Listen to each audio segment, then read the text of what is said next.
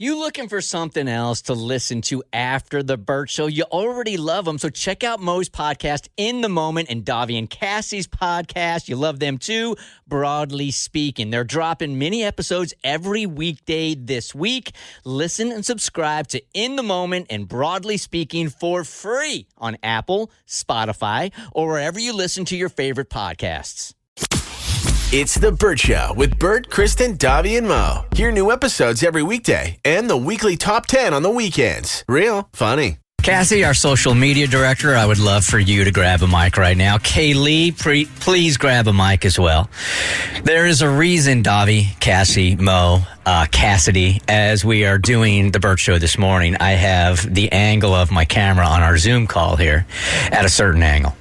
Because I wanted you guys to see the heinous T-shirt that Kaylee got me last year for my birthday for the very first time in real time, okay? Yay.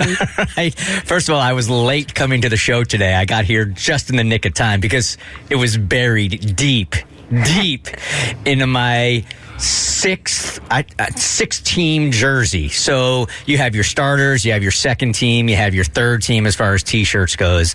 This one was way at the very end of the bench saying, here I am, I'm over here, you've never worn me. That's the practice team. Right. Yeah. Mm-hmm. You know, that's the T-shirt that you wear around the house, that you wear around your girlfriend or your wife if you're in a very committed relationship and you know she's not going to dump you for wearing stuff like this. Man, you wear that to a wedding. What are you talking about? Yeah. Now, I love that you have this whole caste system for your T-shirts, the hierarchy of your closet. Mine is whatever's clean on top of the laundry basket. Oh, no. That's what I wear. No. I've got T-shirts that fit so well that I've had for 15 years that are authentic retro T-shirts because I've had them so long and they just fit so well. The logos are placed correctly. Davi got me one a while back too that, what was it, just... It says Act Right. Act and it's Right. by Rabble and Rouse. It's a protest shirt. Yeah. Oh, is it? Okay. I mean, yeah. I don't even care about the message, man. It just fits right. The logo fits right. I put it on and it said, we're going to be friends.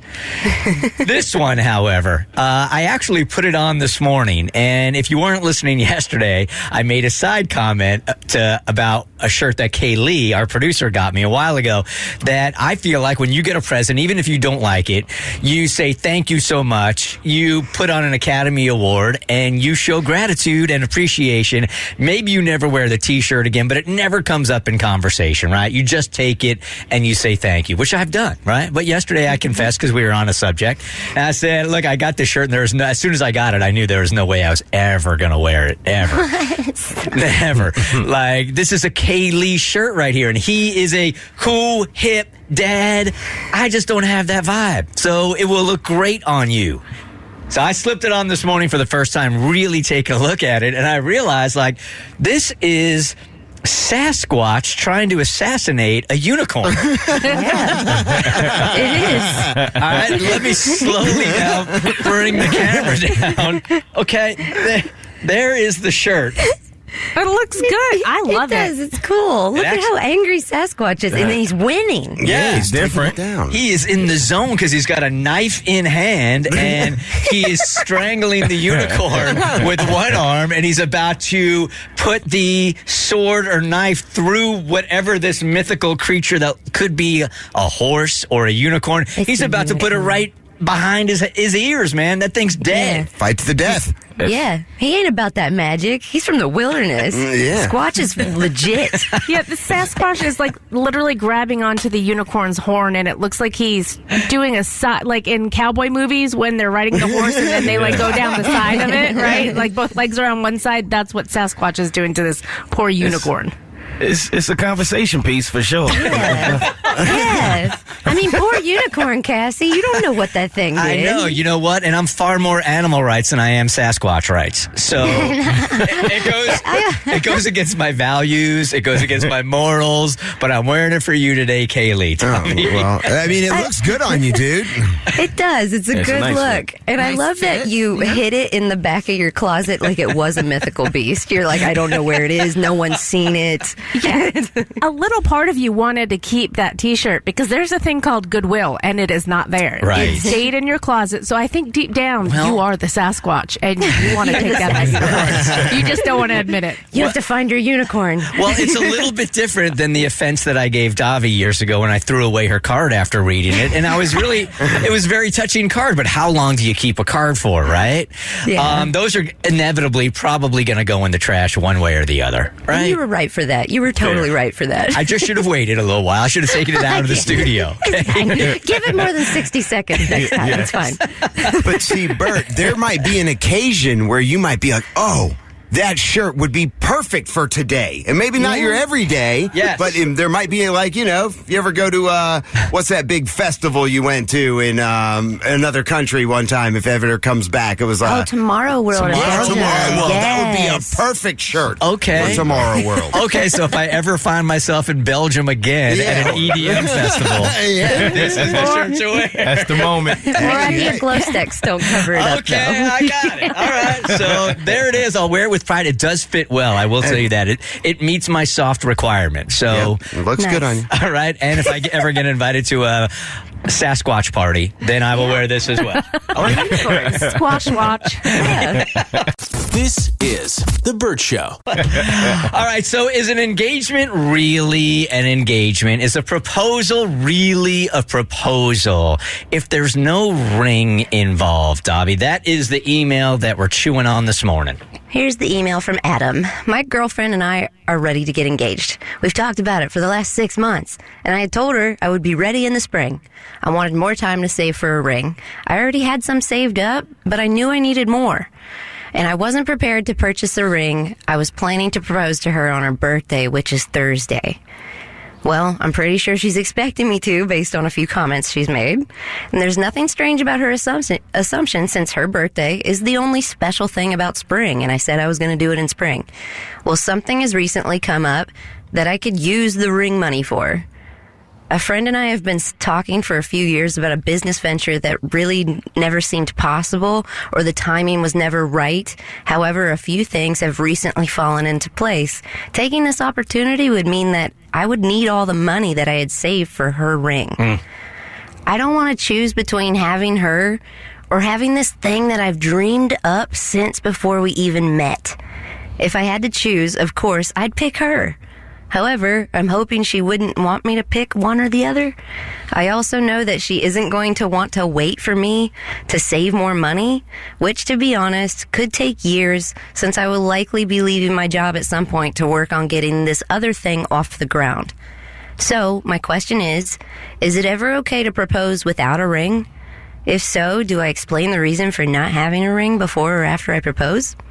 Adam. Okay, there must be people that have proposed without a ring before. And is it a legitimate engagement at that point? 1-855-BERT Show. It's not the ring that makes the proposal, right? It's the ask, and it's the yes, and it's the verbal commitment that this is happening right here. Or is it?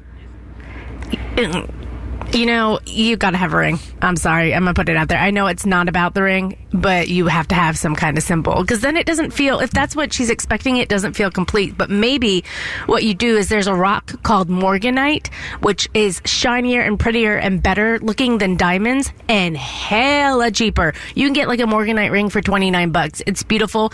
Get it for her and then explain what it is and tell her it's a placeholder for down the line for after you've launched the business, and you can really get her what she really wants if she wants something different. But you have to have some kind of symbolic thing to give her. Okay.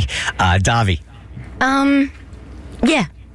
I Yeah, kind what? of agree with Cassie. I kind of do. But then at the same time, I'm like, it depends on your personality, because I could totally accept a proposal with no ring. And then it's like, ooh, it's our little secret, like we're engaged mentally and nobody needs to know, and it's our little secret for a while. So it totally depends on your personality. And it is just an excessively expensive venture to get engaged and married, because you get an engagement ring and then down the line it's like, oh, you get your wedding bands now, and you're like, the guy that plays the flute at the wedding? And you're like, no, the second ring. And you're like, what second ring? And it just seems like endless jewelry. But you can get like a little silver wedding band to propose with. I mean, that's not going to have a shiny diamond on it. But the ring is round. It has no end. That's how long we're going to be in love. Like that's the whole symbolism behind the ring. So you can get like a little wedding band, propose with that, and be like, down the line, I'm going to get you the ring that you deserve because you're a princess. But right now, daddy's got to work, Okay, Mo, where are you at? I think it's a case-by-case basis. You got to really know your lady on this one. There might be a woman or two somewhere who would be okay with you not having the ring. But I do think you should get something with the promise of feeling it later. But if you're going to go that route, man, that proposal got to be grade A. Like, you really got to bring it. But with that being said, I wouldn't try it. I'm going to find a way. You say that there needs to be something there, but the something isn't the deeper something, the commitment that the two of you guys just made to each other. Isn't that way more important than the little symbol on your finger?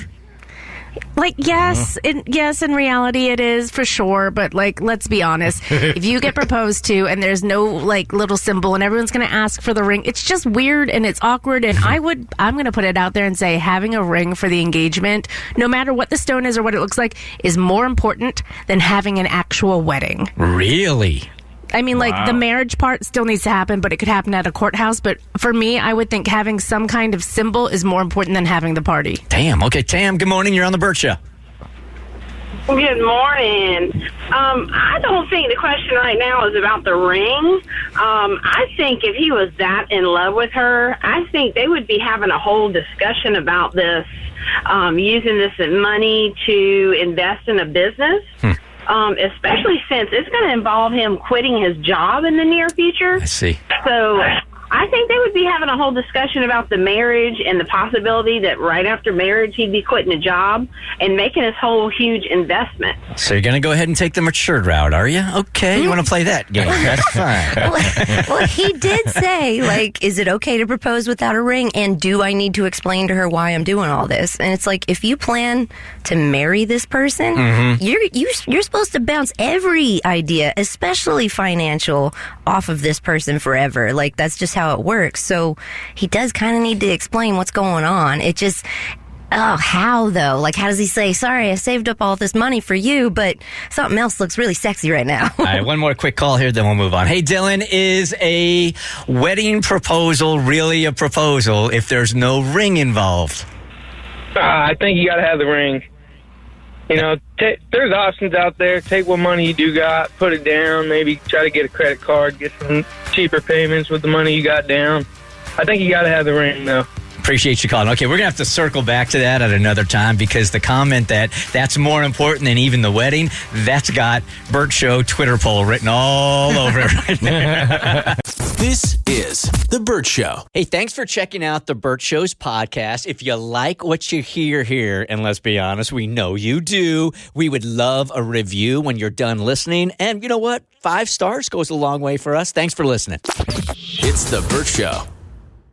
What's trending now? Go! Cassidy knows. She's in for Kristen on maternity leave. It's the Burt Show's entertainment buzz. Colton Underwood made big headlines yesterday, formerly of The Bachelor. He came out as gay on Good Morning America, but the internet is wanting to remind us of some bad behavior in his past. Now, during the interview, he said he really was in love with his season's winner, Cassie Randolph. He said that made figuring out his sexuality more difficult, and he also apologized to her in the interview.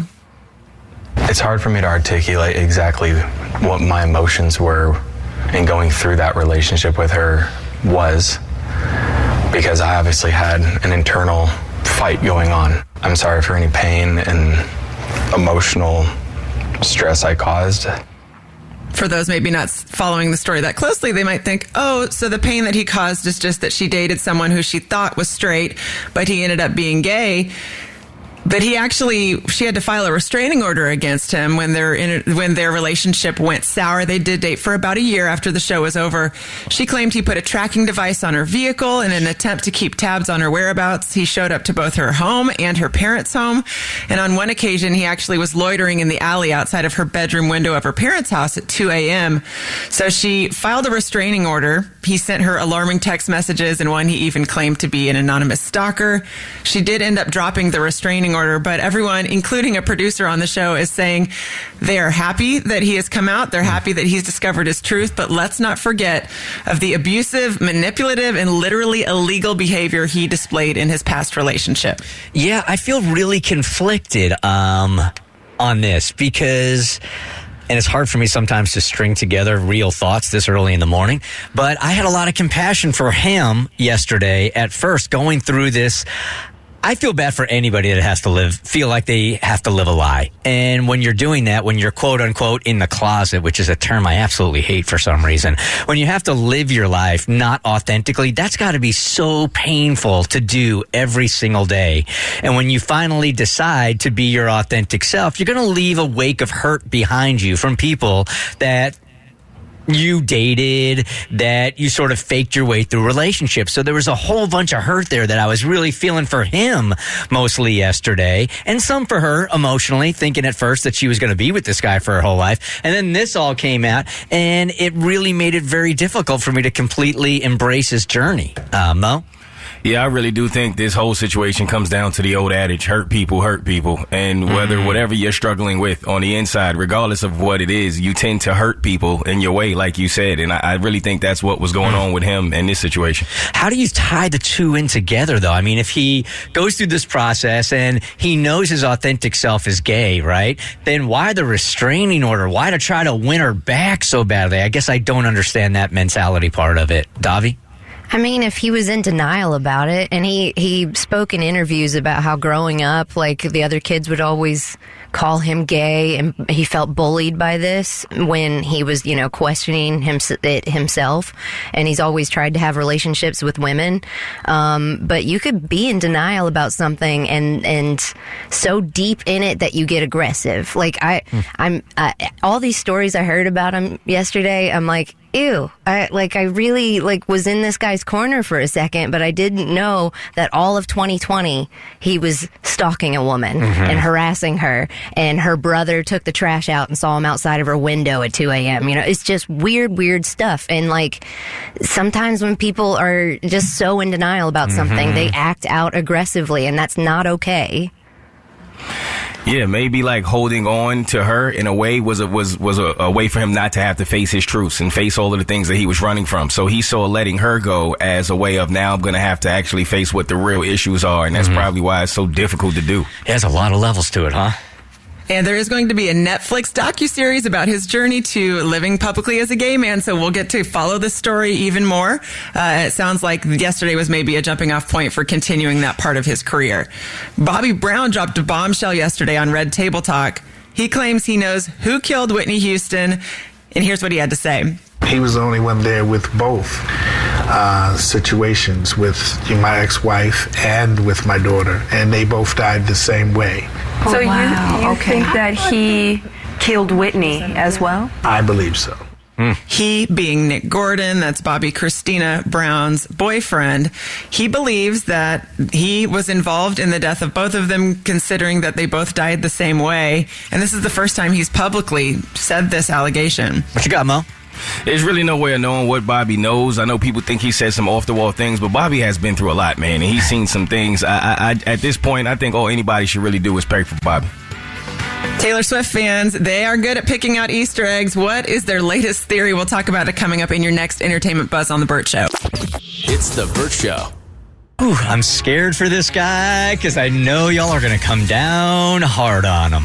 He says he doesn't want to be judgmental, and he says he doesn't want to be superficial here. But I think I'm reading an email that sounds pretty superficial and pretty judgmental. But he wants us to ask it nonetheless. Oh, this guy. Burt Show. I've heard you guys do that date or ditch thing. You want to explain what that is, Davi? ditch her date? Yeah, like they send us like, oh, here's the awkward text, or here's what went down like on the date. Here's the situation, and I just been feeling so icky about it for days. Tell me if I should go out with this person again or not. And then the Burt Show listens to the story, and we decide, and we judge the hell out of them, and we let them know if they should go out with that person again or not, or save themselves and run away. Well, this time they haven't even gone out on a first date. He's wondering if you should go out with her in the first place because she might be quote unquote damaged. Here we go. Oh my God. I need 100% honesty because right now I kind of feel like a judgmental jerk. There's a bar I go to a lot. Yeah, I'm a regular. A few nights a week, I'll go with friends. Enjoy now and then. I'll go after work by myself from time to time and have an end of the day work drink, right? There's a bartender that just started. She's attractive, but I know nothing about her. She's been there twice when I was drinking. The other night, she old school slipped me her phone number on a cocktail napkin, and it just said, "You should call," and gave me her number. He writes, "I'm flattered, but she's not my usual type. I was raised in the South, and maybe that's why I've always been attracted to the," and this is his quote, "girl next door look." Well, this girl is tatted from head to toe. She has a nose ring. She smokes. She used to work as a hostess at a strip club. Are these signs that she's damaged? I hate the way that sounds, but her appearance sure looks like she could have come from a pretty tough background. Am I being the superficial, judgmental jerk I feel like right now? I've never even entertained the thought of dating someone that looked like this. And he even writes, no name. He doesn't want an anonymous name. He don't want to go on the voice disguiser. He wants no name. So, where should we even start? Davi, I thought you might have something to say about this. Also, 1-855-BURT Show. Why? Is it because I'm tatted and I have nose rings and I was a bartender and all those things? And damaged. And damaged as damaged. well. Yeah. No, admittingly, I am a damaged human being. Most of us are. But you know who's really good in bed? Damaged people. Like, I am Talk awesome. about it. Save that. I am fantastic in the sack. So I don't know if she probably is looking at him the same way. Like, look at this sheltered individual. I'm going to slip him my number. This isn't my usual type, but I would love to see what this non-tatted guy with a collared shirt, look, he tucks his shirt into his khakis. Get out of here. Like, she probably wants to try something new too, but if he wants to keep doing missionary, then that's his preference. I think Davi nailed it at the very beginning. The truth of the matter is, man, we are all damaged, if that's what you want to call it, in one way, shape, or another. I think he's taking a look at this and going, I wonder what has happened to her in her past that she looks like that. You know, even though she's still hot, he's saying. So, what is damaged? And this is total prejudging, right, Mo? Absolutely, 100%. I think the real question here should be, should she date him? And the answer is no. Like, she's the one who should run for the hills here. I mean, you can't judge somebody based off their appearance. And if you feel this way off of looking at her, why would you even want to date her anyway? Let her be. Because she's slightly hot. So he's like, well, maybe I'll give the damaged broad a shot. No, don't do that. Davi. Here's something everybody needs to learn. Like, working in the restaurant industry, you don't smoke cigarettes, but you start to, because that's the only way you get a break, okay? Everybody's out there smoking for 20 minutes at a time, and you'll work a full double with no break while everybody else is taking 50 smoke breaks. So you'll start smoking because of it. And then you make a lot of money in tips, so you're like, I'm going to get a couple tattoos about it, you know? And then, like, you realize if you are back there looking innocent, like a little Powerpuff Girl, like just so cute in your pigtails, you get harassed constantly. But if you look a little rough around the edges, guys don't mess with you as much. And then you just make your money and you go home and get more tattoos. Or at least that was my life, and that's what happened to me. But I don't think that he should judge her based off of this, because like we said, every human being is damaged. Even the one that sent this email to us. He is too. Good morning, Landon. You're on the Burt Show. Hi. Hey, I just wanted to say that just like Davi just said, this dude is definitely the damaged one for perceiving someone else with piercings and tattoos to be damaged. Right. I don't know if you guys have ever hung out with bikers before, but I know before I even did or hung out with one, I was a little nervous about it, man. These big badass dudes are all tattooed. Let me tell you something. They are the nicest people in the world. Oh my gosh. They will take care of you. They will have your back. They're like big teddy bears with giant bikes. It's awesome. 100%, Mo. And real quick, you cannot send an email judging somebody and then not put your name on it because you don't want us to judge you. Like, it don't work like that. Coward. Here, Bert Show. All right, Mo. I've seen this in movies before. Not sure I've ever seen it in real life. Full-on fist fight during a wedding party. Y'all are not going to believe this. This was a series of events that I could not believe took place in this moment. So there I was. I'm in the middle of Mexico trying to enjoy my vacation. And one thing I learned about Mexico is the food at this resort was really, really good, but not so much for my stomach. My stomach was doing things that I had never thought my stomach would do. It was turning on me, and I was having one of those moments. I'm in the pool. I'm playing pool volleyball. It's tied up. It's down in the final stretch. My team needs me, and I had to look everyone in the eyes and go, I'll be right back. And you had to leave the pool to go first. I had to leave the pool. I was out of there. And they were like, come on, dude, it's almost over. I said, there's no time. You don't understand. I'm not going to make it.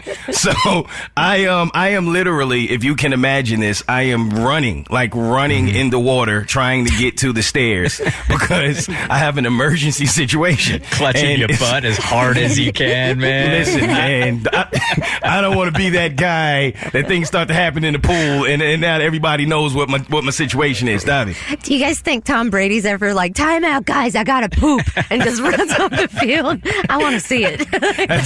It was clear I'm no Tom Brady because I was out of there and I hit the stairs, and now at this point, as soon as my feet were dry enough and I was comfortable enough, I'm full sprint. Like I'm out of there, zooming into the hallways to try to get to my room so that there's no emergency situation in my trunks.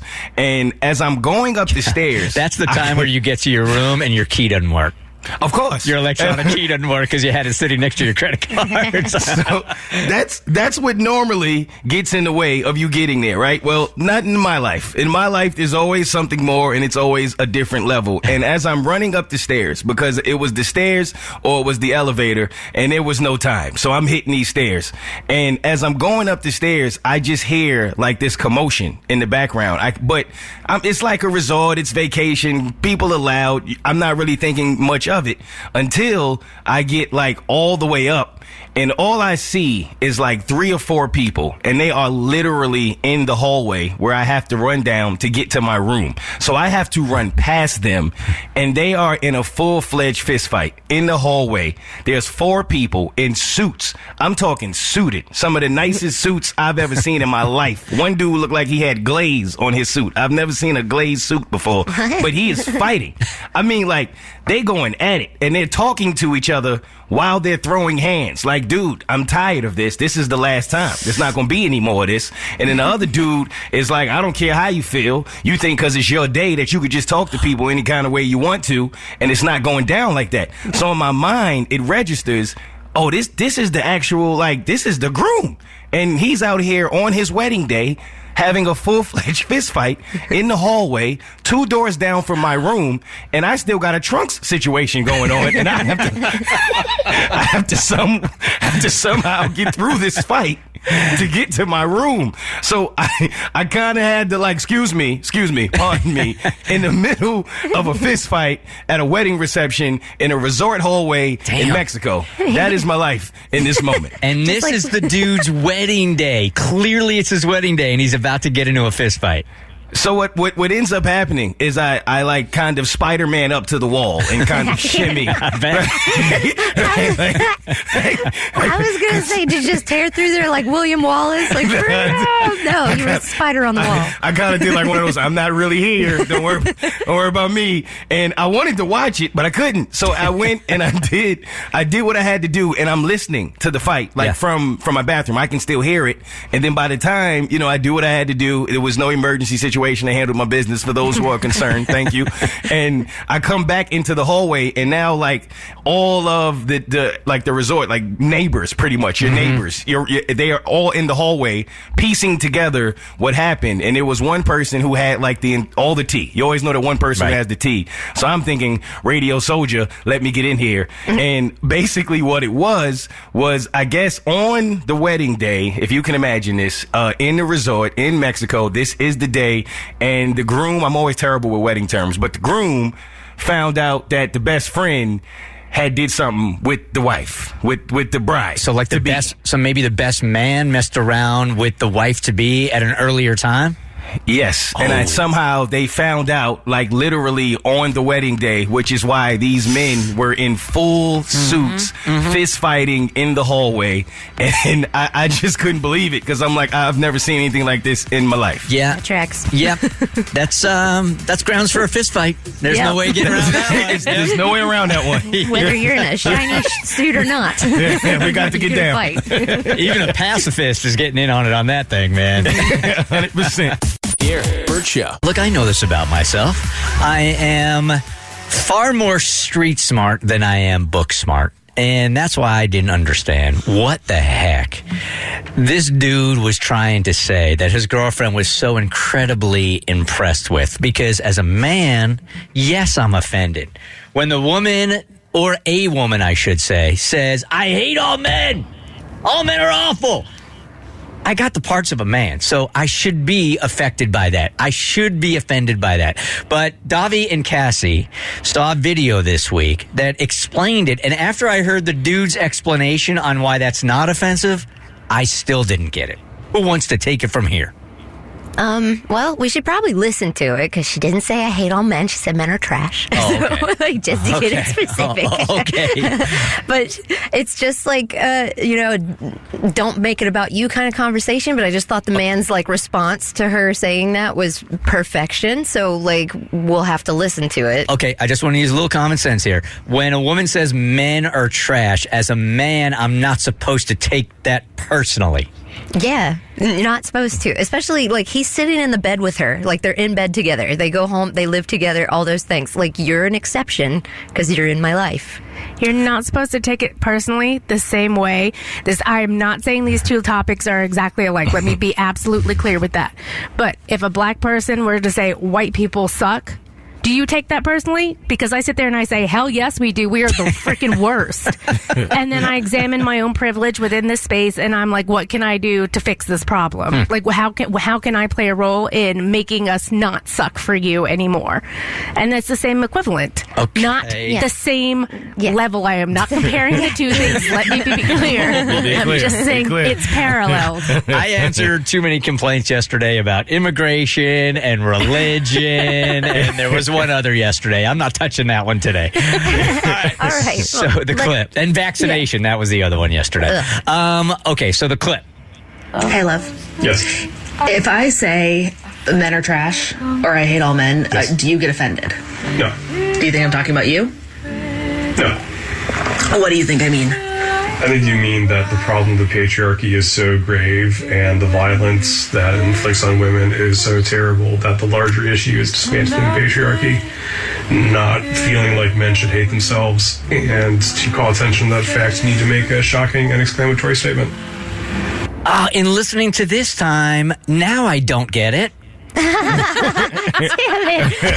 I really thought you did. I was like, yeah. His eyes got all big. I was like, he got it. Oh, wow. Now I don't get it. Okay. No, it's about power structures. Like, kind of what Cassie was trying to say is, like, I hate wealth inequality. I hate capitalism. But does every billionaire need to go, F you, you're talking about me? No, I didn't say I hate billionaires. I was just talking about this one thing. So it's like when people in an oppressed group speak out against their oppressor, and you happen to be a part of that group, and then you take it personally, you're making it about you instead of their suffering. So, like, you take those feelings, like, of defensiveness, and you try to help change the system that you receive privilege in for them. Like, I know it's hard, but it's like you examine your privilege and work with those in that marginalized community that your community is technically oppressing. Mo. And that would make the world a better place. Mo. Davi just literally answered my question, because I've never been offended when I've heard women say it. I've never personalized it. I didn't feel like it was directed toward me, so I didn't let it bother me. But I was wondering if the roles were reversed and a man said, I hate all women, would it be the same? But Davi just answered that as to why it probably wouldn't be. Why wouldn't it be? Because you said it comes from a place of when you're the oppressed and all of the things that women have to face that men don't necessarily have to face in terms of being held back and what men, how they're treated, right? Yeah. You nailed it. You have to, okay, look at, I see Bert still might not be clicking. So let me say it this way. If a woman says, I hate all men, or I hate men are trash, they're really talking about the overarching idea of men and what is called the patriarchy and the violence that it inflicts against women, right? And the inequality, being stalked, harassment, not being believed when we come forward with sexual harassment stories. So we hate that concept, not we hate you, the individual man. Like, you as an individual man are a great person, like, we're friends, no beef with you whatsoever, but as part of the identity group of men, like, that is the problem with men, and every individual man in the identity group of men should be working to make sure that women feel safe, that the bad men who are giving everyone a bad name, don't hurt women, don't hold them down, don't oppress them. So it's not, I hate you specific man. It's, I hate that there is something in place that is, making some women be paid less, that is making women scared to walk at night, that makes women unable to come forward with stories of sexual harassment because they won't be believed. That is what we hate. Then why can't you say, I hate the system that makes all men trash? I can say I hate the patriarchy. There Look you how go. easy that is. It just came out of my mouth. Look how easy that is. But you know what's PPM and a lot quicker? Men are trash. Like, how fast was that? Come on. Right there. And like the boyfriend said, you have to say something shocking and exclamatory to get it out of your system. And I understand that because it's a system you can't control. There's nothing we could do about it. And you're oppressed by it. So, like, just men are trash. That's equals I hate the patriarchy. It's the same thing. I was going to end the segment there, but Mo is demanding as a man that he gets the last word. Mo is not demanding anything during this segment at all. Nothing at all. The Burt Show. All right, so the email here reads, moving on, that the employer is taking money out of her check, and she's not exactly sure what to do with it. So is it even legal what he's doing? Here is the email. Mo, you got this one? I got it. I need to stay anonymous as many of my coworkers are listeners. Basically, I'm a driver for a well-known delivery service. About 6 months ago, I was involved in an accident while driving a company car. The damage wasn't super serious since I literally just backed into a tree, but apparently it was enough damage that it cost $4,000 to get everything fixed. Literally this week, this happened. Before the vehicle had even been worked on, my employer started taking money out of my check to reimburse himself for the cost of damages. He didn't file with the insurance and paid out of pocket because his insurance would go up, and he'd be responsible for a fine with our corporate office. I think it's completely unethical to make an employee pay for damages to a company vehicle, especially $4,000 worth of damages. Oh, and did I mention I wasn't given an option? This D-hole? Yeah. D-hole. Yeah. D-hole. Yeah. Oh, okay. You got one. All right. That's fair. I haven't called anybody that in a long time. I got to put that back in my repertoire. That is a first for me. I wasn't ready. Okay. See, these are the terms I understand, not the last segment. This D-hole just started taking money out, so now I bring home pretty much minimum wage. I bust my ass for the company and have a family to provide for. Is this legal? Because I don't think it is. I really want to hire an attorney and take this B to the cleaners. But I'm afraid I'll look like a fool if I don't have all my facts straight. I'm a single mom who was just trying to make ends meet, and now I'm barely able to do that with each check being $150 to $200 less. Please help me, Burt Show fam. All right. Thank you. Attorneys, HR, what do we got going on here? 1-855-Burt Show. So it's company vehicle. She does damage on it. He doesn't want to tell the insurance company about it because then his payment goes up each and every month. Is it legal to take money out of her check without even asking her to pay for the damage of the company vehicle? 1-855-Burt Show. Cassie. I'm pretty sure it's not legal. You have to have an agreement in writing for them to take anything from your wages that's not like what you've already agreed to, like Social Security, health insurance, that sort of thing. Has to be an agreement in writing, and they can't do it for property damage, even if you damaged the property. And especially because they're not claiming on insurance. Now, right? Yes, I would think so. Now, I've jacked up my share of radio station vans. That is for sure. When I was working in the promotions department, back in the day, we used to have, when I was working at the country radio station, and I was like 19 years old, and I'd go out on weekends and I would do promotions for the radio station. They used to have this big old antenna at the very top of the van that would go up about 20 feet so you could broadcast back to the radio station. I busted that antenna 3 times. 3 times. Because I didn't roll it back down going into a parking garage. You gotta put it back down before you drive. Never even thought about it. So there I am on the highway with this 20-foot antenna still. No one even points it out to me. And I get to the radio station parking lot. Snap! Damn it, I did it again. Oh, my God. And they never once charged me. It was probably because I was 19 and they knew they would never get the money out of me. But it's a company van. It was covered by insurance. They picked it up. Yeah, well, that's why they didn't charge you, because that's what his insurance is for. Right. And that is some of the risk you take on as a business owner when you have property like that. That's why insurance companies exist. You can't just take it randomly out of someone's pay without them agreeing to it. Here's Mike. Mike, you have some experience in this area. Yeah, so as a small business owner myself, if this happened, if someone damages company property, especially if it's damage that they caused themselves, to a certain degree, I think she should be liable. On the other hand, though, as a good business owner, you don't just decide to take it upon yourself, I'm going to take your money. At least discuss it with her, find out some options, talk to your insurance company. At least talk to them and find out, what the coverages are. Is your policy going to go up because of it? With my policy, if something like this happened, it's a one-off situation. It's not going to raise my policy because it's not an accident involving another vehicle. So I think that he definitely could have handled the situation better. In my opinion, he's a d-hole, and yeah, I Right. We'll explain that to Mo later, exactly what that. Good morning, Burt Show. Who is this? Hey, this is Rob. Rob, what you got? So I am an HR professional, and in the state of Michigan, really looks at that as a cost of doing business to the employer. So they cannot deduct money from her paycheck without her setting a deduction authorization. Okay. Makes perfect sense. Thank you for calling from Michigan. Appreciate it. Yep, no problem. The Burt Show.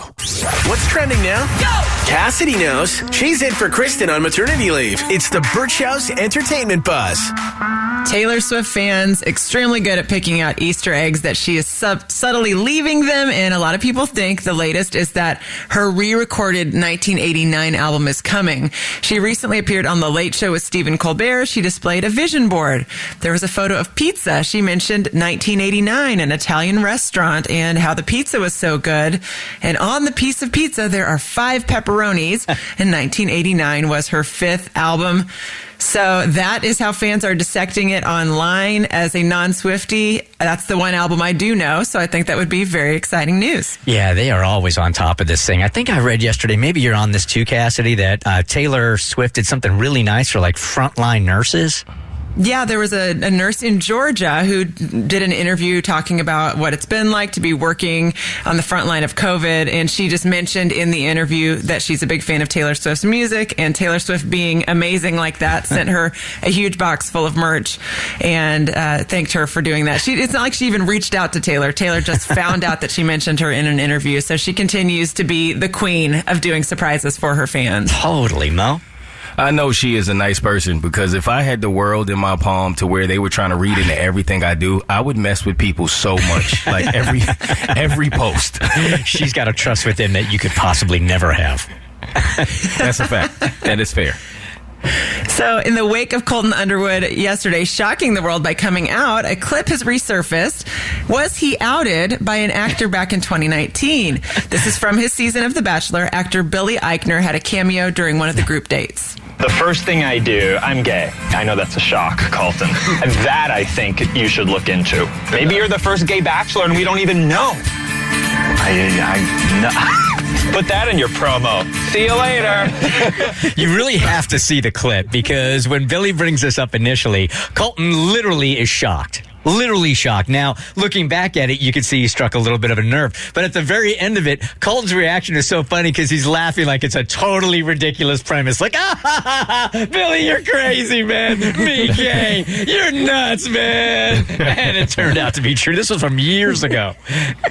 Yeah, and yesterday they had a fun little exchange online. Billy said, I'm happy for you. If you're gay, be gay. I've been gay forever, and I love it. That's my attempt at doing Billy Eichner's voice. And he said, here's how Hollywood works. Colton's going to get a GLAAD award before I do. And then Colton went back to him saying, I love you. I love this clip now. And now I love being gay. So it seems like things are good. They said they'll actually see each other at the club. So they're all in the club together. Right. And then Sharon Osbourne, she is going to speak. If anyone cares to hear it, she is going to be on HBO's Real Time with Bill Maher later this week.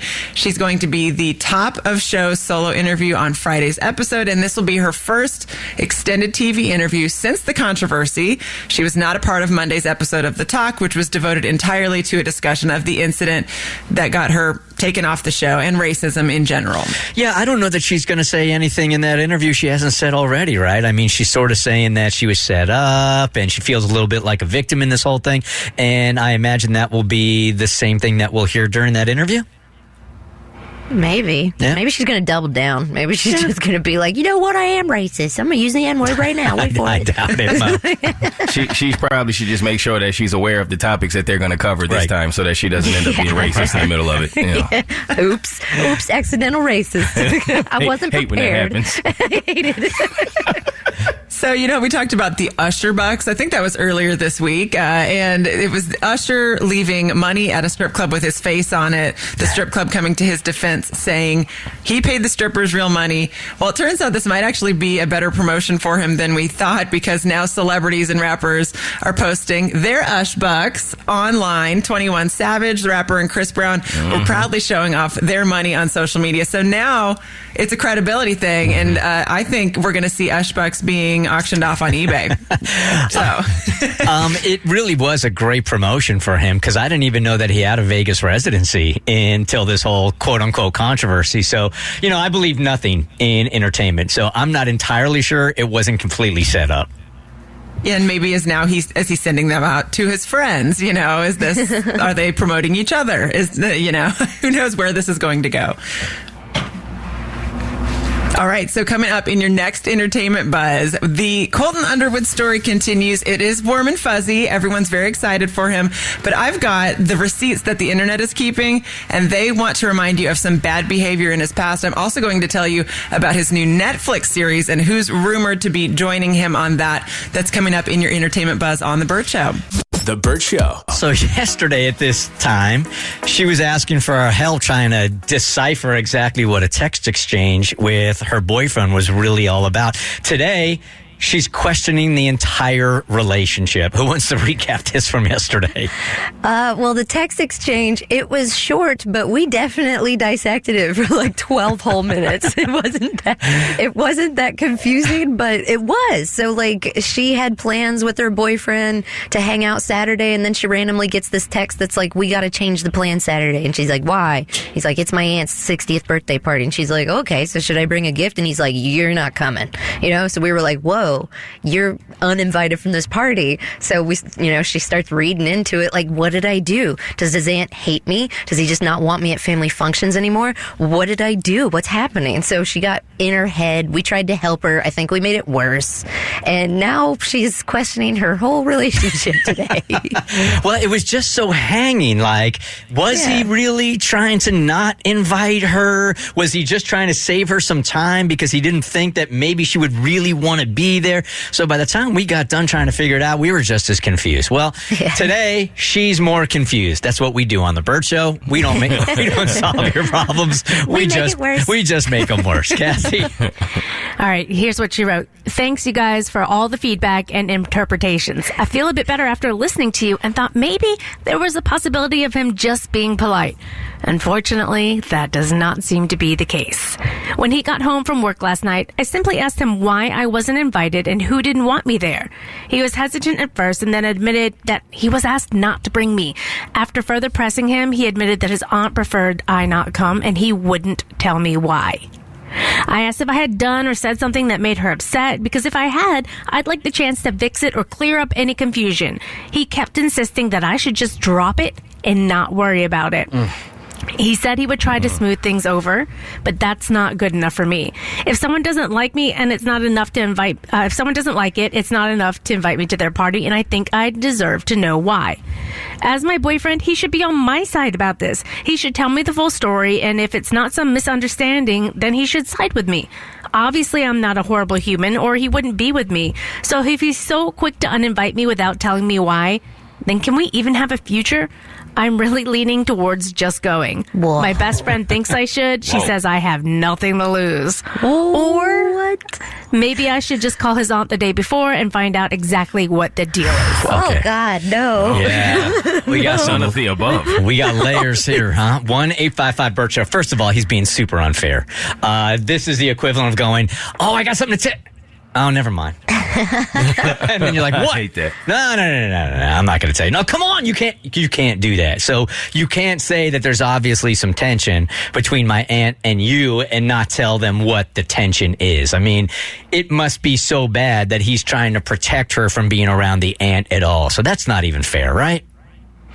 Nah, this dude got to learn to communicate better by far in both of these instances. You got to tell her. You got to share what's going on with her. But at the same time, I think really she should focus on either one or two things here. You got two options. You either just don't do anything about it and deal with it as it is, or you let him know that I'm not going to continue in a relationship where you're not giving me information in times like this.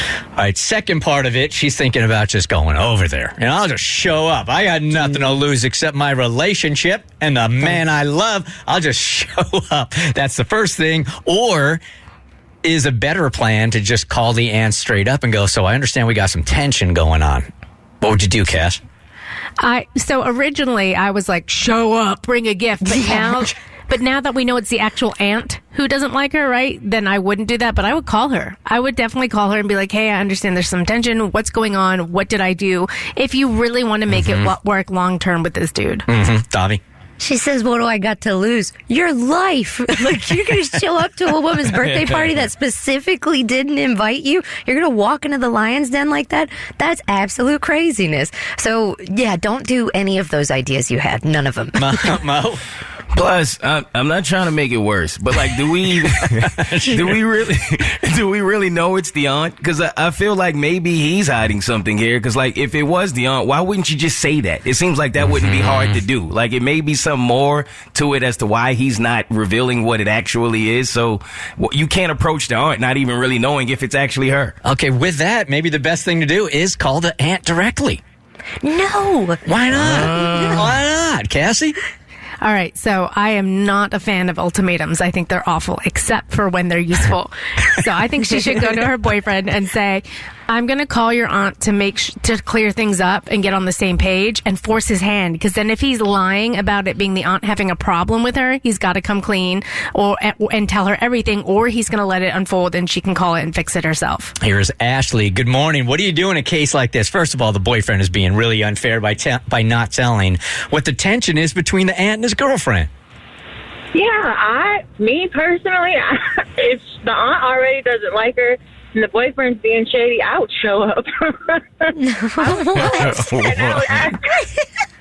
like, so what's going on? She said what I think she did? She would show up. She would just show up. Like, what's up? How's everybody doing? I think everybody's been in a pandemic too damn long, and they're just like, I'm going to go. I'm going to go wherever I want. It's a free country. Yeah. I'm not going to wear a mask. Hey, Stacey, good morning. You're on the Bert Show. Good morning. Good morning. Yes. I think that she should definitely consider leaving him. Really? Yes, because I'm not 100% sure how long they've been together, but my thing is, if you can't be honest in a relationship, what else are you not going to be honest about? She's not going to be able to blow this thing up without knowing exactly what's going on, though. Do you think? I just think that, I mean, I don't think she should just be like, hey, it's over, but I think that she should definitely, try to talk to him again and try to figure out what's going on. But I personally wouldn't call the aunt, like, out of nowhere, because I just feel like that's just going to make the relationship even worse. All right. Final advice, Cassie. What are you going with? Call the aunt. Yep. Call the aunt. I'm backtracking.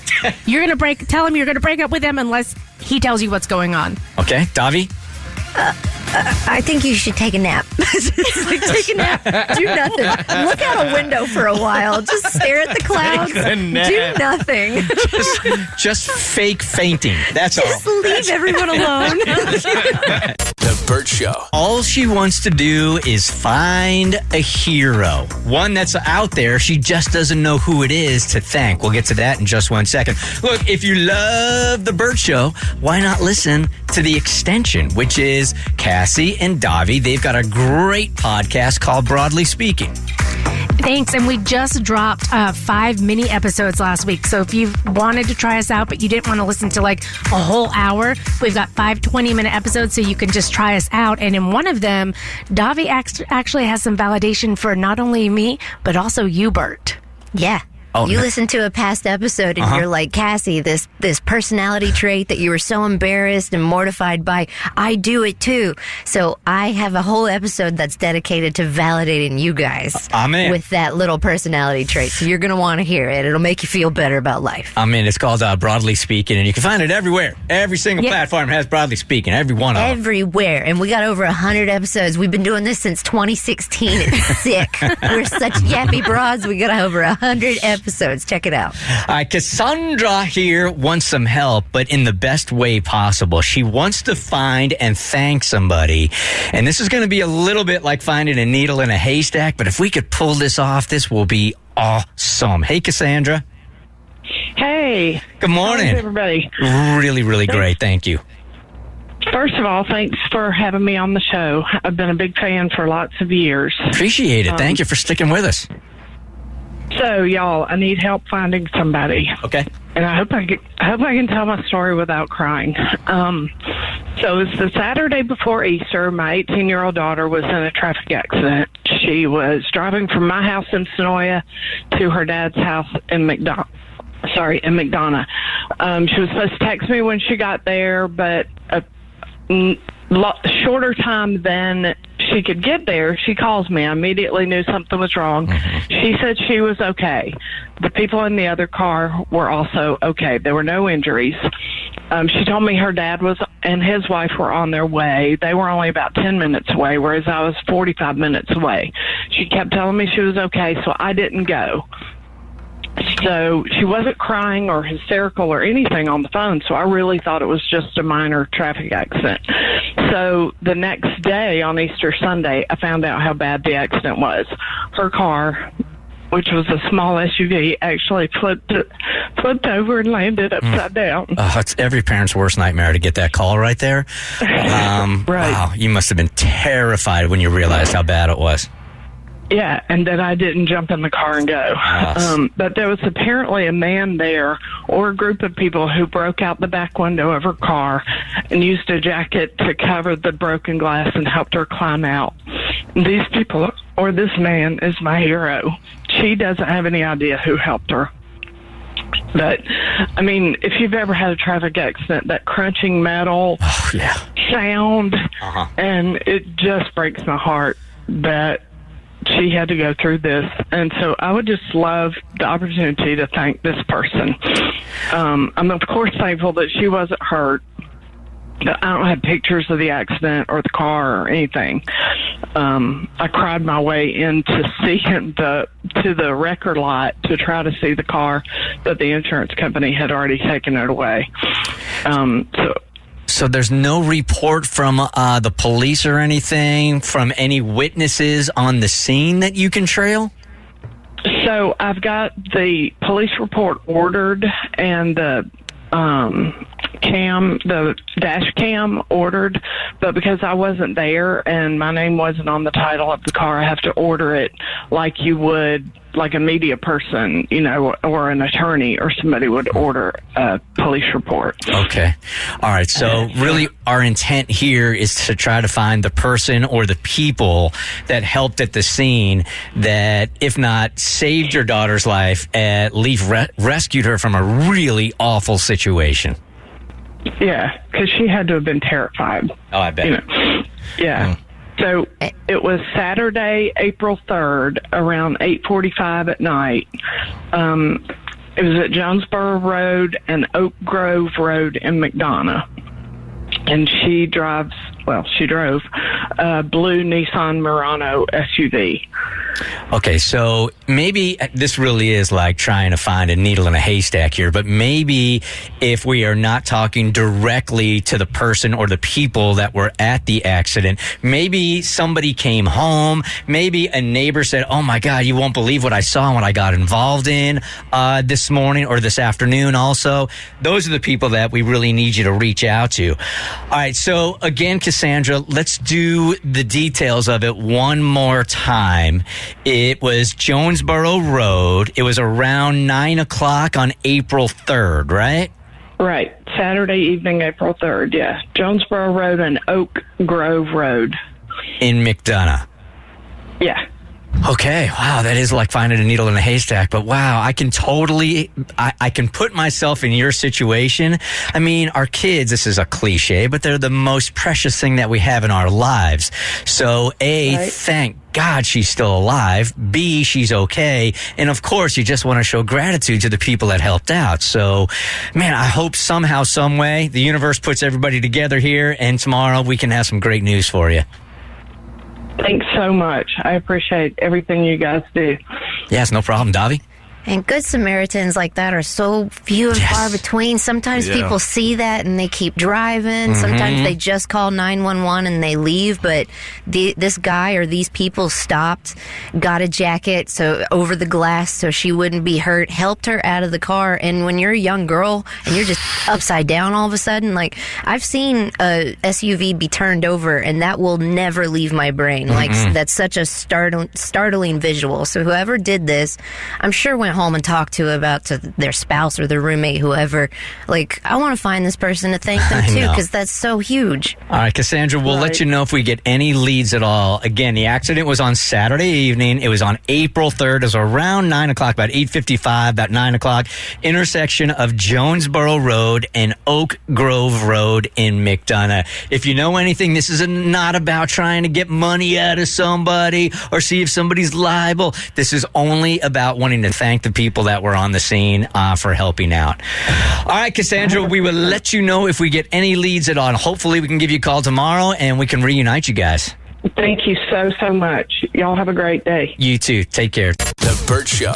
So we have an update because yesterday we read an email in which she was really confused because her boyfriend doesn't really want to be Catholic anymore, but he was faking being Catholic to his family, and it was all coming to a head around Easter. Do I have that right, Cass? Yeah, so she and her boyfriend have been together for almost 2 years, and her boyfriend was raised Catholic, and she was raised non-denominational Christian. Her boyfriend, though, no longer identifies as Catholic, which is a big deal, and he's told her that, but he won't tell his family. But he still wants to go to Catholic church with his family on holidays, but the thing is she feels super out of place because she doesn't get the practices and everything because she wasn't raised that way, and she wants him to go to their church on holidays instead. So she was asking us, should she suck it up and just go to his church and feel out of place? Should she go to her church alone and let him go with his family? Or should she tell him that he needs to come clean to his family and he's not Catholic anymore? Yeah, and yesterday I felt like it was almost like much to do about nothing. And I told you guys before that I used to go to Catholic Mass with my former mother-in-law, and I would go because it was respectful. It's what the family did. I didn't really know what was going on, so I buried my head in the Bible, and I read the Bible. But I went, and I stood up when everybody else was standing up, and then I sat down when everybody else sat down. So you go, and it really wasn't like a very big deal. So I couldn't understand yesterday what the real bigness was. And I think it's probably better explained in her email with the follow-up on what happened right after Easter. Hey, Bert Show. Thanks for reaching out. So, communication in a relationship is obviously important. And while I was writing my first email, I could just hear everyone saying that I needed to bring it up with him. I knew that was true when I was writing that first email, but I just felt like I've brought the whole Christian Catholic thing up so many times, I didn't want to beat a dead horse. But I brought it up again the day after I sent my first email. I told him essentially everything I told you guys, that it felt like he was trying to be both.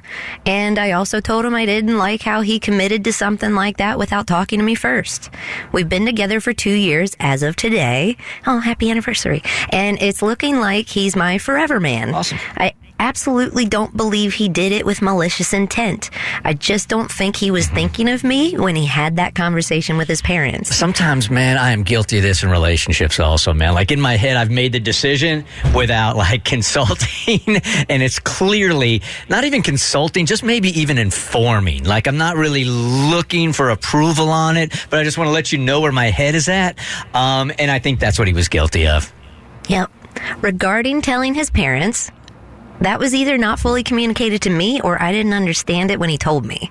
He had originally said, what I remember, that he talked to his parents about how he goes to a Christian church with me, and not that he let his parents know he doesn't consider himself a Catholic anymore. Apparently, his family knows this now, although it did take a few months for him to tell them. And they're disappointed, but happy he's going to church regardless. So basically, the whole thing was a big miscommunication. He apologized for not being clear, which totally could have been my fault too, and also for committing to go with them on holidays without talking to me about it first. We talked about it, and I decided it's a sacrifice I'm willing to make. I just don't like when decisions like that are made for me. That's perfectly legit right there to feel that way, right? Yeah, I think so. I mean, it's your partner. You should want to communicate everything with them. She also says, side note, he also cleared this up for me. As far as I understand, even though he doesn't see himself as a Catholic anymore since he was confirmed, the Catholic Church will always see him as a Catholic. This means that he's still able to take communion and such, even though I won't be able to whenever I go with him and his family, hence the sacrifice. Regarding Easter, his mom and little brother were out of town, so he decided we should just go together to our church. Since it would have only been his dad, we would go with instead. I had decided to go with them to Mass, but it didn't even matter in the end anyways. We went to our church on Easter Sunday, and the conversation we had several days earlier was everything I needed. Yay, happy endings. Yeah, I mean, so really was a miscommunication more than anything else. It's just that when you're not allowing your partner into your head on something so important also. Like, Cassie, do you and your husband, I mean, were you very clear in the very, very beginning of the relationship religiously where you guys stood?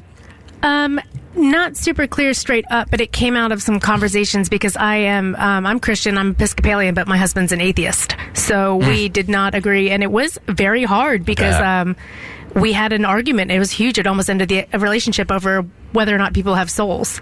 And it shook me and it rocked me, but in the end, it actually helped me have a bigger worldview and made me more empathetic and be able to see other people's points of view, even though I didn't agree. So he supports me fully. He goes to church with me on religious holidays. We are going to raise our daughter. I'm going to raise her Christian, but she actually has, I know this is a paradox, an atheist godfather, so that both sides are represented and we're both represented, and we have found that respectful balance. Yeah, those are important conversations to have. The Bert Show. A very important conversation that my girlfriend and I had over the course of the last couple of days, and I had a weird take on it that I want to run by you guys. We have decided that I'm going to purchase a gun, and I am bringing it into our house over the course of the next 2 or 3 days.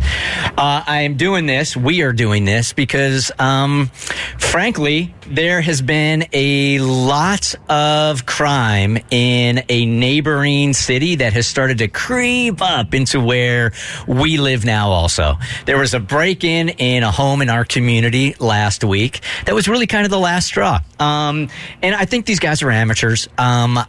I'm not sure how it all went down. I just know that this is a family that came back from vacation early. Their dogs were in boarding, so the dogs weren't in the house. They came back and they turned around and they went out for dinner for 45 minutes, and they didn't even think about turning the alarm on, which they usually do. And in that 45 minutes, somebody broke into the house, stole all the jewelry, ransacked the place, and it was a total mess. So Tiffany and I have talked about it, and it's been weighing on my mind for a long time, to be honest with you. And I just feel like now is the time for me to feel more secure with a gun in the house. And I take that decision very, very seriously. She and I are going to go and get the gun. We are going to go and we are going to get lessons on exactly how to use it, et cetera, et cetera, et cetera, right? But one thing that crossed my mind, and I'm wondering how you guys handled this, is that my kids are with me 50% of the time. Right? And they are with my ex-wife 50% of the time. Tiffany's daughter is with us 50% of the time, and with her dad 50% of the time. So I'm curious, for those of you that are still trying to co-parent, did you tip off the other co-parent that when the kids are over in your house, in your care, that there was going to be a gun in the house? Not necessarily getting their approval or just letting them know that gun was going to be in the house. Because I thought it was important. 1-855-BERT Show. Is it something you guys would have even thought of? Yes. Yeah. I would be so mad if that happened, if I were in that position and I didn't know. And I would even take it one step further, honestly. And I'd love to hear from gun owners about this, but I would tell any parent whose child was coming to my house that there was a gun in the house. Yeah, I would. Actually, that's a question I have also. Is that I think people are split on that also. Do you how old are the kids that you tell that there's a gun in the house? There are some people that believe that you should tell the children that there's a gun in the house. There are others that believe you shouldn't. So that's another conversation for another time. This one was just, do you inform the co-parent that when the kids are in my care that there is now a gun in the house? And I was really struggling with that. Hey, Sean, good morning. You're on the Burt Show. Hey, good morning, guys. I love your show. I've called in a few times. I'm a firearms instructor. First thing I want to extend to you, Bert, since you are purchasing a firearm, I would be happy to come to you and teach classes. I do in-person lessons as well as home defense and security. Thank you. To your point, if it's co-parenting, you should absolutely let the other parent know. Say the situation is that parent, your ex-wife, whoever maybe is at the house and you're outside and something happens, she should also be trained to handle what may happen. And, of course, for the safety of the child to know, it's very important to have the firearm secure. As for other parents, if they're bringing their kids over to your house, I wouldn't do that. It becomes a stigma where they may not be pro-gun, and now you're dividing your children like, okay, this family is not pro-gun, but my family is, and now you're creating a divide between the two families, and it becomes an issue. Yeah, Sean, I think it's really important to actually know how to handle a thing. I think a lot of people buy it and just have it in the house and don't know how to handle it, and I really want to make sure that I've got all the I's dotted and the T's crossed, so I'm going to put you on hold, and I'd love to take some lessons from you. Fantastic. All right, hold on one second. All right, so he's saying, yes, you got to tell the co-parent, because I have really struggled with it. Like, should I even reach out to Stacey? Should I tell her what's going on? I mean, I'm not asking for approval. So to make a long story short, I struggled with the decision. I'm like, you know what? I'm just going to text her and tell her. So I hit her up, and I'm like, hey, I just want to let you know that Tiffany and I are going to purchase a firearm. We're going to have it in the house. I just thought it was important for you to know. And she hits me back with a text. She's like, oh, yeah, I've had one for months and months and months. I knew that was going to happen. Okay. All right. Melissa. Melissa, good morning. You're on the Burt Show. Hi. Yep. Morning. So I personally don't own any firearms, but both of my co-parents do. And we just kind of have the deal that they tell me that they have one.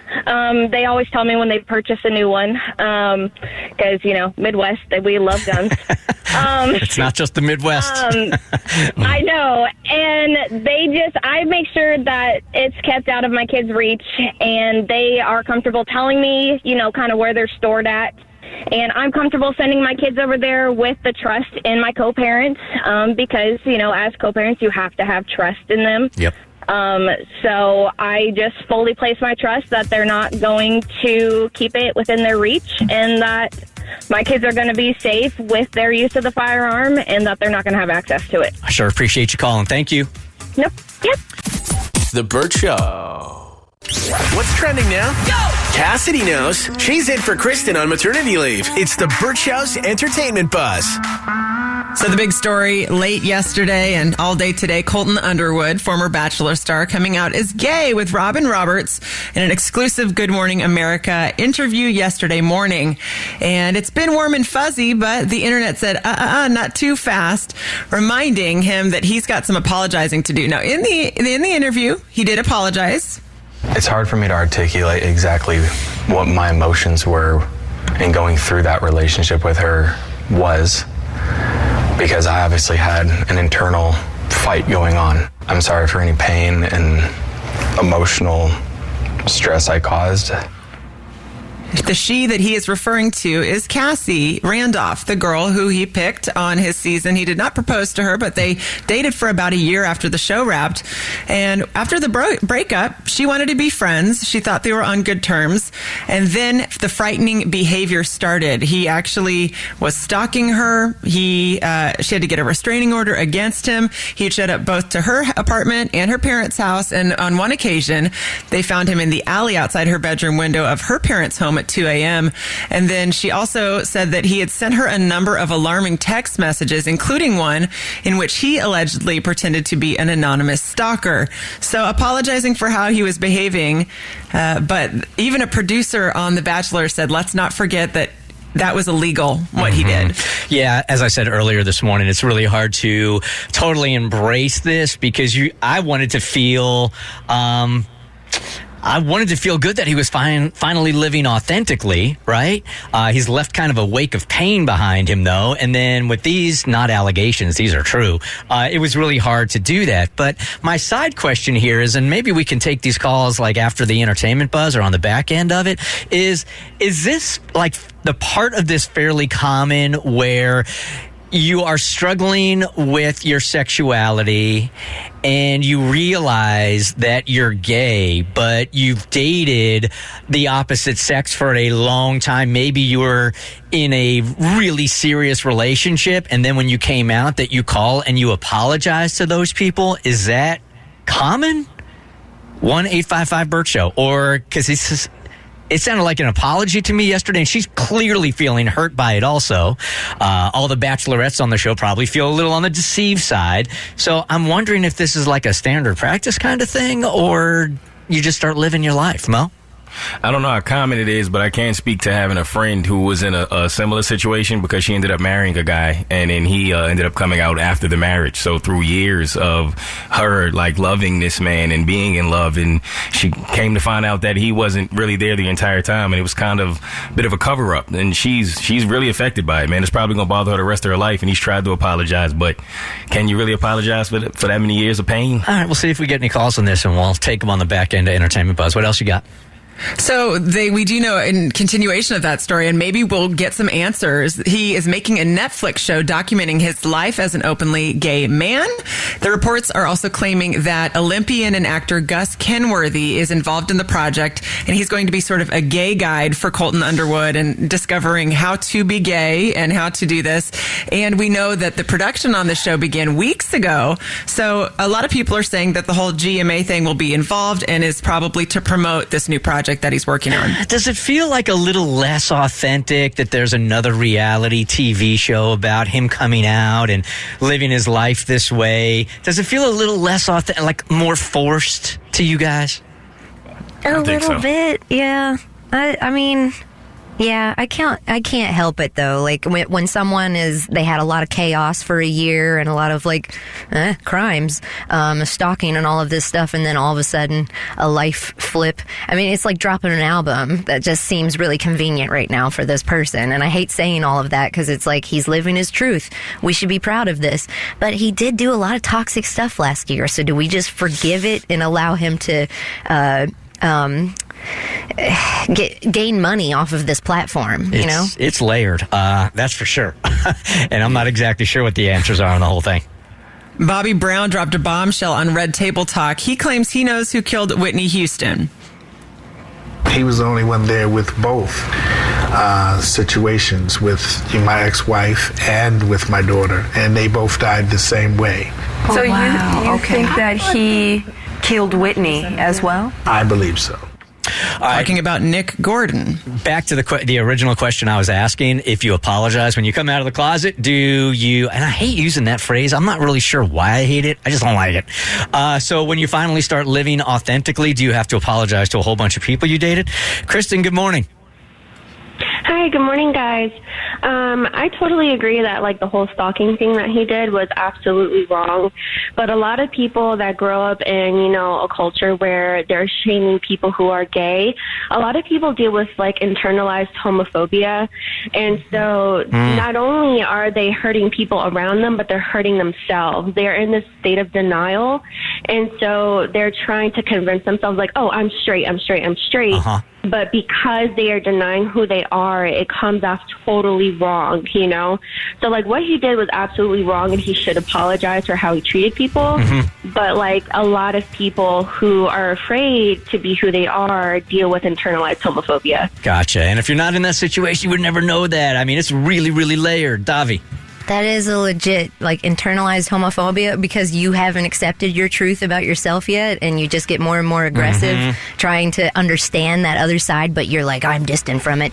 That happened at my old high school. A football player beat up a kid that was homosexual in high school and sent him to the hospital, and now that football player is homosexual. Right. He's in relationships and he's gay, but he just couldn't accept that at the time. Coming up in your next Entertainment Buzz, the story of the panic button at Tom Cruise's house, who pushed it, and how they got banned from returning to his house ever again. Coming up in your next E-Buzz on The Burt Show. The Burt Show. She was really nervous when she sent us the email that her man might be screwing around on her. So she wanted our help last night to try to catch this guy. And we said yesterday after reading the email, man, I was looking at it, I'm like, if this wasn't her situation and somebody was telling her all these details, she'd go, oh, girl, your man is cheating on you. But since it was her, that maybe she didn't want to believe it, right? Hey, Lydia. Hi. Good morning. How are you? Oh, it could be better, but... I bet. We read this email yesterday. For those that didn't hear it yesterday, what has led us up to this point to where you hit us up and you said, test this dude, because I think he might not be being loyal? Well, last weekend was his 30th birthday, and, I wanted to plan, this whole party with his friends, a barbecue. And, yeah, he chose to go out of town, and that's normal because he works all the time, he has to travel a lot, but he does have flexibility, and it just kind of weirded me out that he would rather go to work than have a birthday with me and his friends.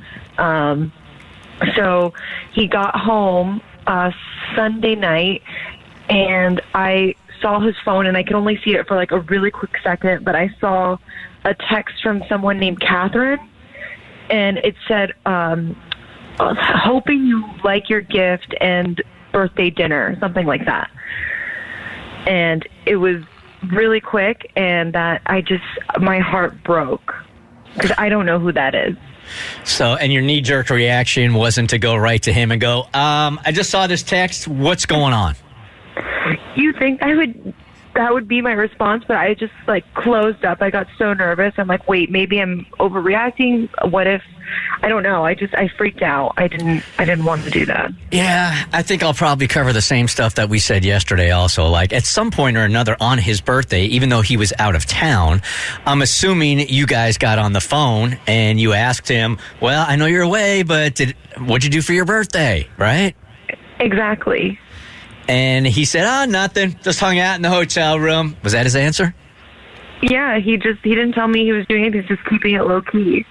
Okay. So, as we said yesterday, that, look, in any case here, Lydia, if this wasn't your situation, and let's say Cassie called in with the exact same details, right? That her man was out of town, gets a text from somebody that never says that he did anything for his birthday, you'd be listening to the radio probably going, oh, dude, that doesn't sound right at all. That dude is cheating, right? Yeah. So that's, I mean, we walked out of here yesterday and I said, there's a 99.99999 chance that this is not going to be good. So we tested him last night with War of the Roses. Davi, can you give not the results, but exactly what War of the Roses is for somebody that might be listening for the first time?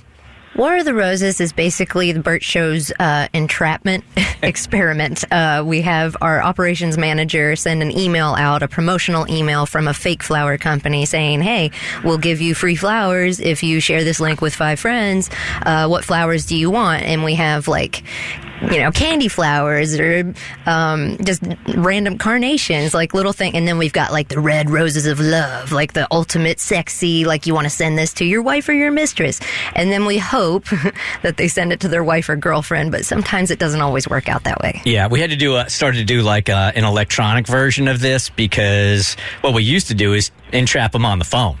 And then there'd be like fireworks between everybody, but that's illegal to do now. You just can't call somebody and then set them up without them knowing that they're on the radio. So you can't do that. But the email part, no, that's legal. So here's what we did, Lydia. This is directly from our operations manager. We sent a fake promotional email to the email address blank provided, like Davi said. He was offered a free bouquet of flowers and was able to choose from several options. In exchange, he was asked to share 5 promo codes for 30% off of a future order with his family and his friends. He could choose from one of the following. And Tracy got very creative this week. Okay. Tommy, you're going to love this. As the movie buff, you're going to love this. First of all, there was Austin Flowers. Yeah, baby.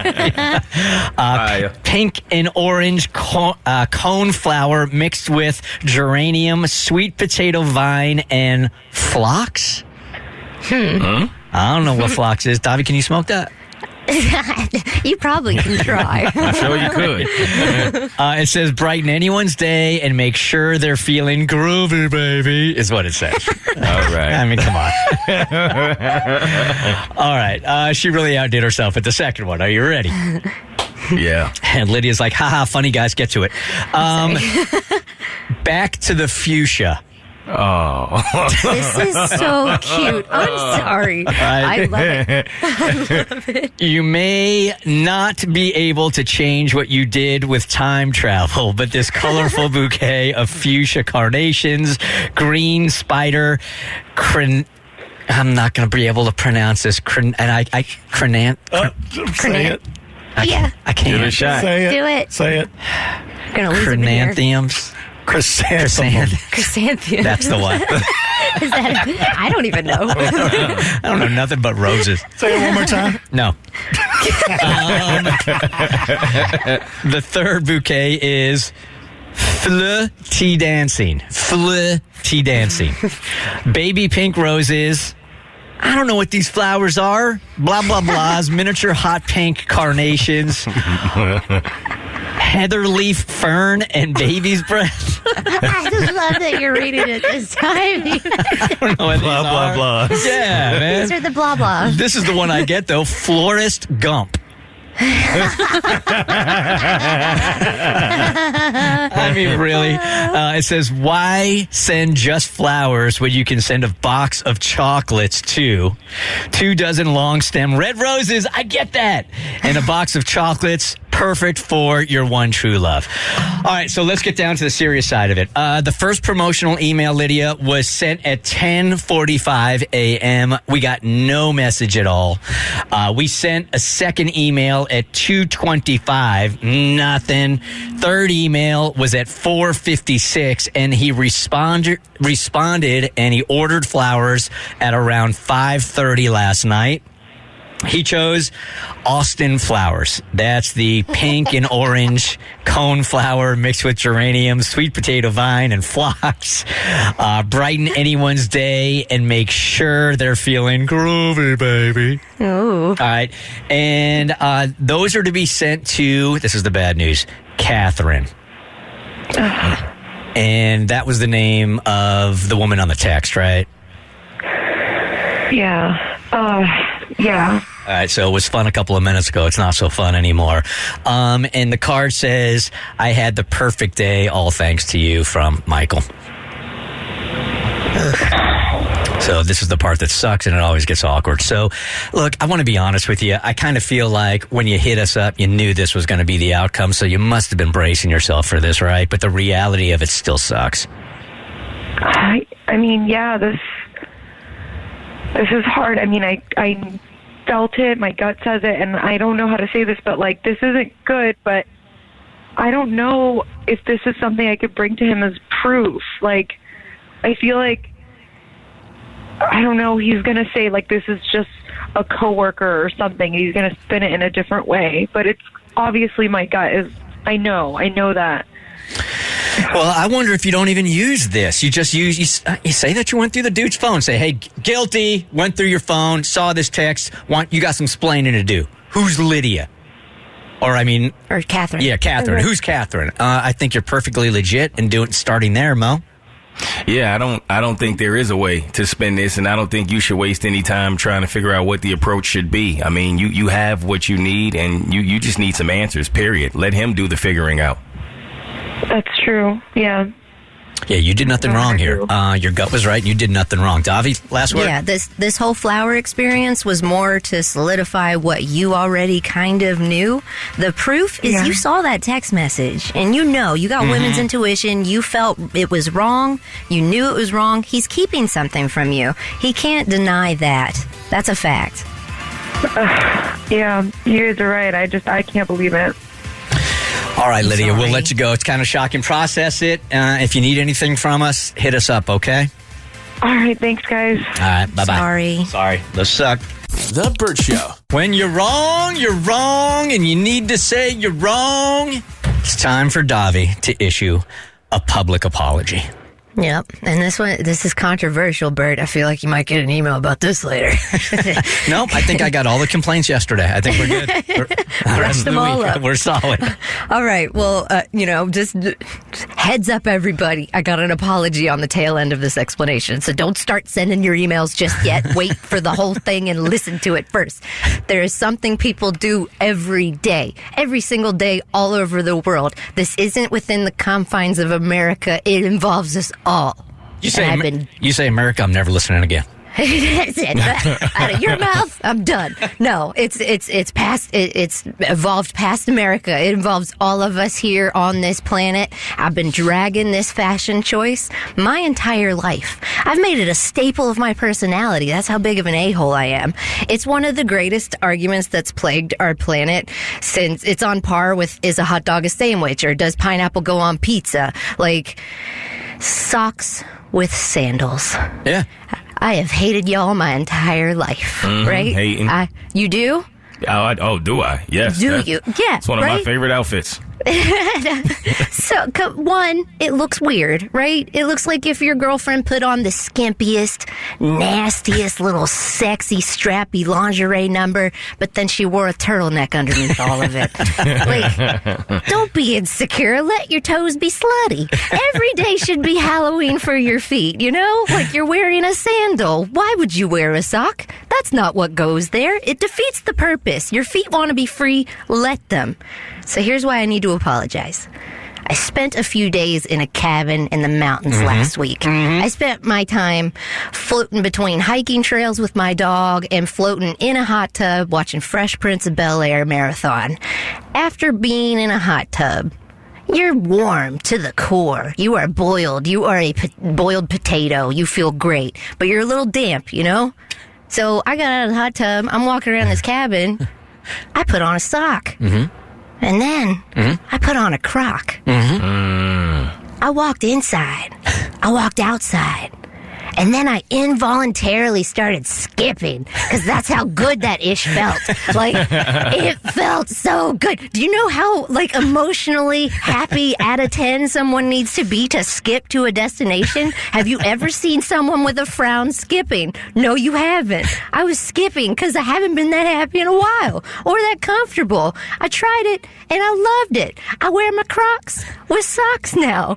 I was dry but warm. There was a nice breeze through the fibers, but not too much because I get chilly easily. And then my feet are really narrow, but they're really long. It's like a clown foot. So, like, when I get sandals, the width usually doesn't, isn't the equivalent of what I need for the length. You know what I'm saying? So I get my size, but then I walk right out of them because they're too spacious, and sandals don't really work for me because my foot's too skinny. But if you put on a sock... and then you put on that sandal, it sticks to your foot. You're never going to kick it off of your own foot. It stays there. It's got traction like nobody's business. So I have a question. It's even more controversial than where you're going with this whole thing. Because I wear socks with slides or socks with flip-flops every day, right? I endorse this. I'm glad you finally came, but you really haven't. Because I'm not sure a Croc is a flip-flop or a sandal.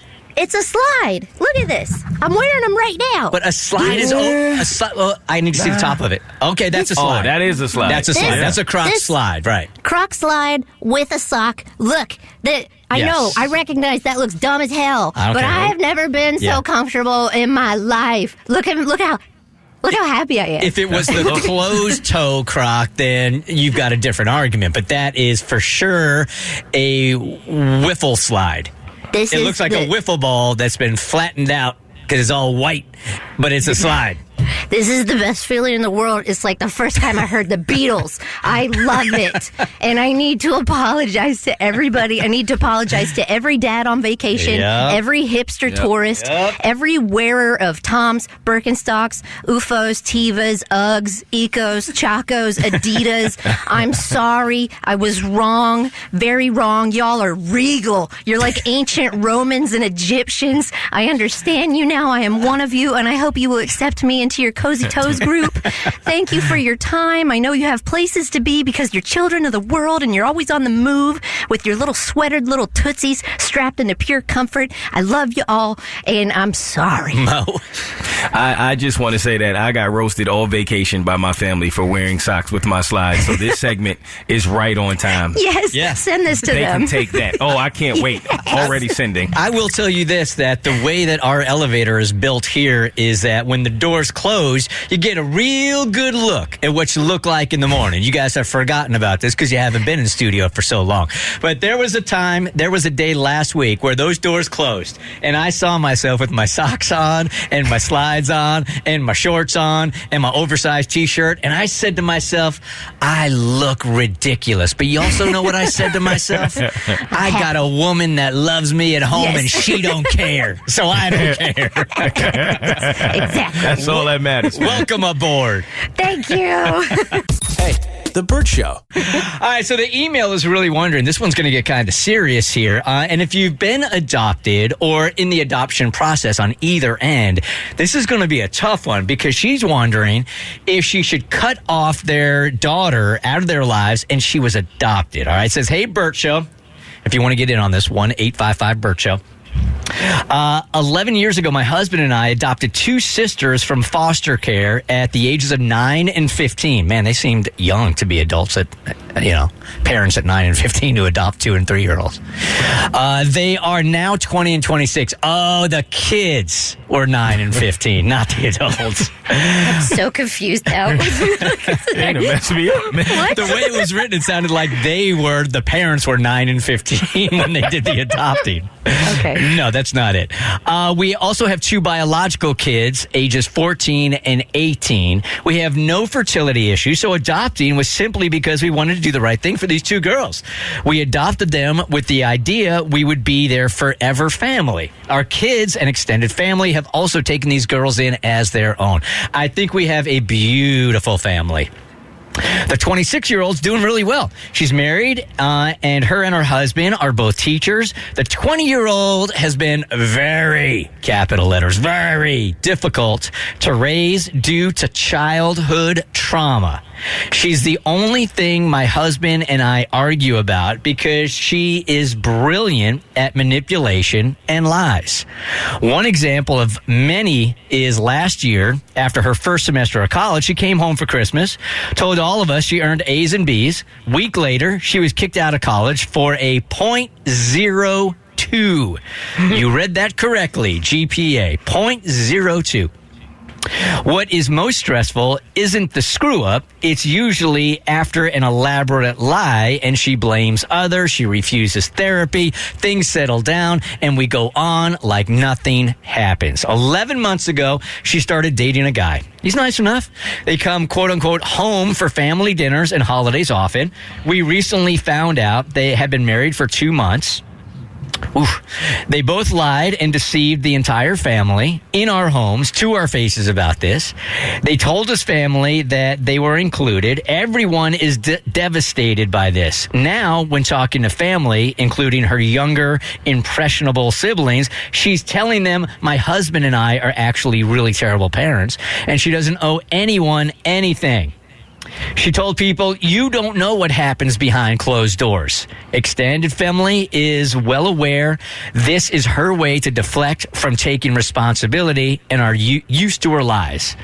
My question is, and this is for you guys, 1-855-BERT Show. What's your opinion on our obligation to be her, quote unquote, forever parents? I have no reason to believe she's not okay in her new marriage. We're exhausted by her and feel not only do we have to protect ourselves from further heartache and stress, but we shouldn't enable her behavior. Extended family is everywhere on the spectrum from cut all contact to you promised forever. If we do decide to cut ties, how do we navigate family members who still want to include her? For example, her being at grandma's house for the holidays. Bottom line is, we simply want her behavior to change for her own sake, so she can navigate her adult relationships more successfully than the ones with her family. And she just signs it, tired parents. Okay, 1-855-BERT Show. Look, I come from a family of cutoffs, and under no circumstance at all can I think that I will ever cut off my children. I don't care if they're adopted or not.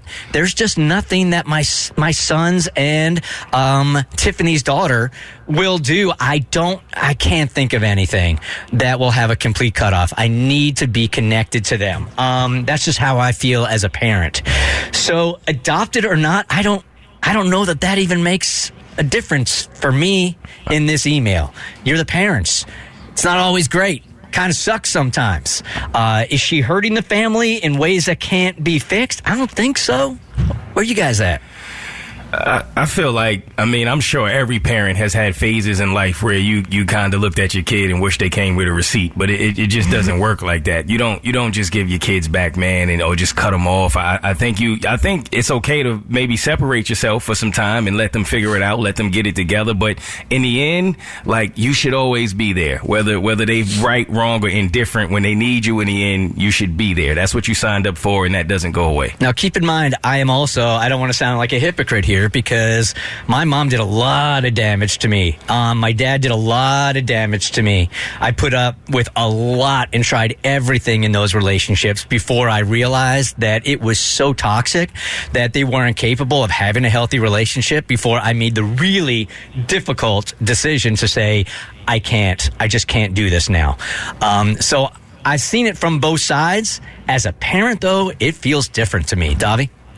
In every case of estrangement that, I've had myself or I've seen between friends, that person that they cut off doesn't get better. Like if they ever, 10 years down the line, 5 years down the line, let's say they try to come back together, whatever behaviors that you had with that person, manipulation and lies, it's only going to be worse because isolation, cutoffs, all of that just makes that personality worse. So you're a forever parent. Like whether they're adopted or your blood family, that is your child and they need you in their life despite how manipulative she is. Despite how much she lies, they still need that good behavior from you, the parent, to be in their life. Taylor, good morning. You're part of the Burt Show. Good morning. So I'm a social worker. So hearing the story kind of set off a couple alarm bells for me. I think, first of all, I feel like there's something that we're not hearing from the parents in this situation. It feels like there's got to be something that triggered this more than the childhood trauma. This kind of behavior that seems to have started somewhat recently, it sounds like.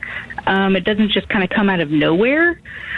So when you're starting a new stage of life, in particular early adulthood, you're navigating a lot of changes, especially kind of learning how to assimilate into society. And so going from this stage of, okay, I was adopted and where do I fit into the world? And she's going through a lot. And right now, cutting her off seems like the opposite of what she needs. There needs to be boundaries in place, but estrangement doesn't seem like the right answer. Hey, Taylor, would you mind if I put you on hold?